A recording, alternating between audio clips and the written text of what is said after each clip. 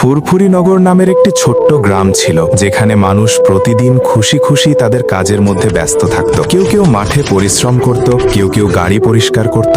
গ্রাম থেকে কিছুটা দূরে একটি ভাঙাচোরা কুঁড়ে ঘরে রাইস্টার নামের একজন কাবাড়ি থাকত। সে প্রতিদিন গ্রামের গলি পথে ঘুরে ঘুরে কাবার জোগাড় করত এবং সেটি গ্রামের কাছে থাকা ডাস্টবিনে ফেলে দিত। গ্রামে পায়েল নামের একজন সুন্দরী মেয়ে থাকত। দেখতে সে অত্যন্ত সুন্দরী ছিল, কিন্তু তার ভিতরে অহংকার ছিল। রাইস্টার তাকে ছোটবেলা থেকে পছন্দ করত, কিন্তু কখনোই সাহস করে তার হৃদয়ের কথা বলতে পারত না। একদিন যখন সে কাবার সংগ্রহ করছিল, কিছু গ্রামবাসী তার উপর হেসে উঠল। হে কাবাড়ি, কখনো আমাদের বাড়িতেও চলে এসো, অনেক কাবার দেব।